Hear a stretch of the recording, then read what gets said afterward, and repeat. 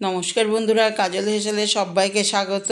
তো বন্ধুরা দেখো, আজ আমি তোমাদেরকে করে দেখাবো হচ্ছে ঘি করলা আলুর ডালনা বা কারকোল আলুর ডালনা। তো জানি আমি তোমরা সবাই করতে জানো, কিন্তু এটা সম্পূর্ণ নিরামিষ একটা আলু আর ঘি করলার ডালনা। আমি কিভাবে করছি সেটাই আমি তোমাদেরকে আজকে দেখাবো।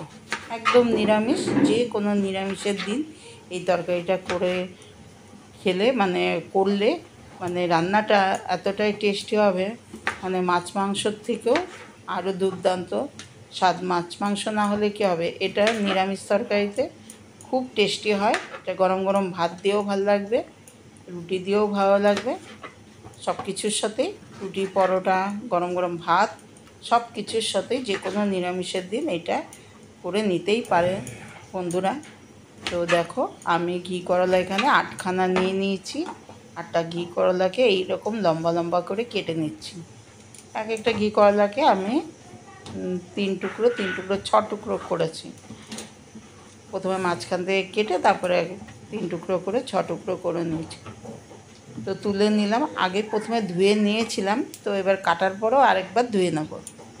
আর দেখো, এখানে আমি 4টে আলু নিয়েছিলাম, মিডিয়াম সাইজের আলু 4টে ওই একইভাবে কেটে নিয়েছি। তো রান্নাটা আমি সর্ষের তেলেই করব। তো গ্যাসে কড়াই বসিয়ে সর্ষের তেল দিয়ে দিয়েছি আমি 2 টেবিল স্পুন তেল দিয়ে দিয়েছি। দিয়ে ওর মধ্যে আমি এখন এই ঘি করলাগুলো আমি একটু ভেজে নেব, নুন হলুদ দিয়ে ভেজে তুলে রেখে দেবো। দেখতে থাকো বন্ধুরা। আমি জানি তোমরা সবাই অনেক রকমভাবে খেয়েছো, অবশ্যই একবার এইভাবে করে খেয়ে দেখবে। তো দিয়ে দিলাম, ভাজা বসিয়ে দিয়ে একটু সামান্য নুন আর হলুদ দিয়ে দিলাম। দিয়ে এবার নাড়াচাড়া করে ভেজে নেব।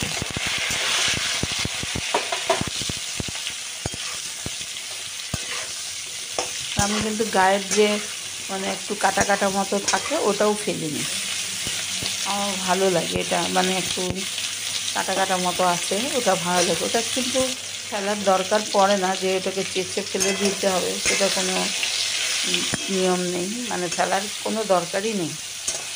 তো দেখো, মোটামুটি ভাজা হয়ে গেছে, ভেজে কমেও গেল কতটা, অনেকটাই মনে হচ্ছিল। তো দেখো, তুলে নিচ্ছি, ভাজা হয়ে গেছে। তো ঘি করলাগুলো তুলে নিলাম। এর মধ্যে আবারও একটু তেল অ্যাড করে নেব। ততক্ষণে দানাগুলো যে ঘি করলার পড়েছে কয়েকটা পরিষ্কার করে ফেলে দিলাম। তো আবারও অল্প তেল অ্যাড করে এর মধ্যে 2টো তেজপাতা, 3টে শুকনো লঙ্কা ফাটিয়ে দিয়ে আর সামান্য সাদা গোটা জিরে ফোড়নে দিয়ে দিলাম। তো একটু গন্ধটা বেরোনোর পর, ফোড়নটা ঠিকঠাক হওয়ার পর আমি দিয়ে দিলাম যে আলুগুলো কেটে রেখেছিলাম, ওই আলুটা। আবারও দিয়ে দিলাম নুন আর সামান্য হলুদ দিয়ে এবার আলুটাকেও বেশ করে ভাজা ভাজা করে নেব। আলুটাকেও ভেজে নেব সুন্দর করে। আর নুন হলুদ দিয়ে ভেজে নিলে তো দেখতেও সুন্দর লাগে, খেতেও ভালো লাগে। দেখো বন্ধুরা, আমি ভেজে নিচ্ছি সুন্দর করে। অবশ্যই তোমরা ঘরে করে খেয়ে দেখবে, ভালো লাগলে একটা লাইক দেবে আর বন্ধু বান্ধবদের মধ্যে অনেক অনেক শেয়ার করে দেবে। তো দেখো, আলুটা আমার ভাজা হয়ে গেছে, বেশ দেখতেও পাচ্ছ লাল লাল করে ভেজে নিয়েছি। তো দিয়ে একটা টমেটো কুচি রেখেছিলাম ছোট ছোট করে, তো ওই টমেটোটা দিয়ে দিলাম। খুব বেশি বড় না, মিডিয়াম সাইজের একটা টমেটো। আর দিয়ে দিলাম 1 ইঞ্চি মতো আদা বেটে রেখেছিলাম, সেই আদাটা।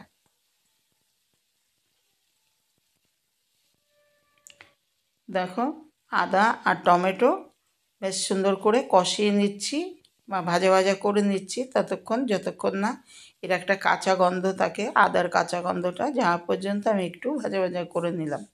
এবার আমি একটু মশলা অ্যাড করছি। তো এখানে 1 টিস্পুন লঙ্কা গুঁড়ো দিলাম, ঝাল লঙ্কার গুঁড়ো। আর দিয়ে দিলাম 1/2 টিস্পুন ধনে গুঁড়ো, 1/2 টিস্পুন জিরে গুঁড়ো। এর থেকে বেশি কিছু লাগবে না, মশলা খুব কম মশলাতেই হয়ে যাবে। তো দিয়ে এবার মশলাটা কষিয়ে নিচ্ছি। আদা আলু টমেটো আগে কষিয়ে নিয়েছি, তারপরে মশলাগুলো এর সাথে একটু কষিয়ে নিচ্ছি। একদমই শুকনো শুকনো হয়ে যাচ্ছে, একটু জল দিয়ে দেবো। দিয়ে দিলাম জল, দিয়ে এবার দিলাম হলুদটা দেওয়া হয়নি, এবার হলুদটা দিলাম। কারণ একদমই মশলাটা এতটাই তেলটা কম হয়ে গেছিলো যে শুকনো শুকনো হয়ে যাচ্ছে, তো পোড়া লেগে যাবে, ওই জন্য জলটা দিয়ে দিলাম। দিয়ে তারপরে আমি আন্দাজ মতো হলুদ দিয়ে দিলাম। হলুদ দিয়ে বেশ আরও কতক্ষণ কষিয়ে নেবো। তার আগে দিয়ে দিলাম আন্দাজ মতো নুন। তো নুন দেওয়াতে একটু আবার জল ছাড়লো, দেখো।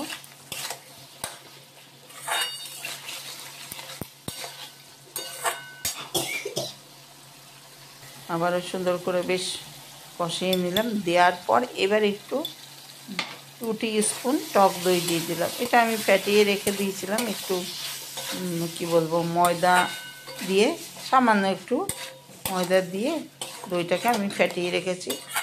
ওইভাবে ফ্যাটিয়ে রাখলে কি হয়, একদম গরম, গ্যাসও বন্ধ করতে হবে না, একদম মানে ভাজা ভাজার উপরেও দিলে দইটা কোনো দিনও ফাটবে না।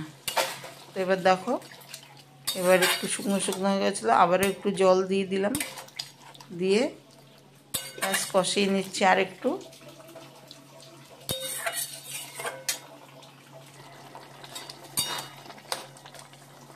দিয়ে এবার ভেজে রাখা যে ঘি করলাটা রেখে দিয়েছিলাম ভেজে, ওইটাকে দিয়ে দিলাম। ভাজা ঘি করলাটা দিয়েও এবার এই মশলা কষানো আলুর সাথে একদম মিশিয়ে নিচ্ছি। আর দিয়ে দিলাম, যেহেতু এটা একটু নিরামিষ ঘি করলা আলুর তরকারিটা, তার জন্য আর তার মধ্যে দিয়েছি আমি টমেটো দিয়েছি, টক দই, ওর জন্য ব্যালেন্সের জন্য দিয়ে দিলাম 1 টিস্পুন চিনি। এটার জন্য কোনো একদম যে তরকারিটা মিষ্টি হয়ে যাবে সেটা নয়, তো একটু খেতে স্বাদ হবে, নিরামিষ তরকারি, ওই জন্য একটু চিনি দিয়ে দিলাম। তো দিয়ে এবার দেখো আমি আন্দাজ মতো দিয়ে দিচ্ছি জল। একটু তো ফুটতে হবে ঘি করলাটাও আর আলুটাও। আলু তো মশলা কষানোতে যত কষানো হবে তত টেস্টও হবে তরকারি, আর আলুটাও মানে তখনই সেদ্ধ হয়ে যায়। তবু আমি একটু গ্রেভি রাখবো, তার জন্য একটু জল দেওয়া।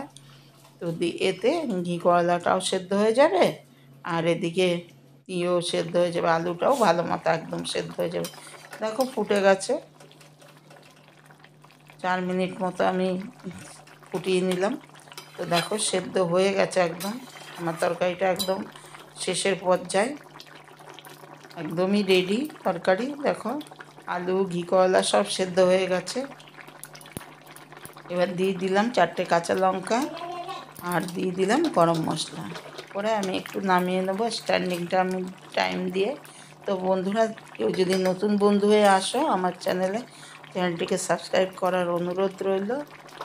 আর এই পর্যন্তই, এতক্ষণ তোমরা দেখার জন্য তোমাদের অনেক অনেক ধন্যবাদ। আবারও আসবো অন্য কোনো রেসিপি নিয়ে।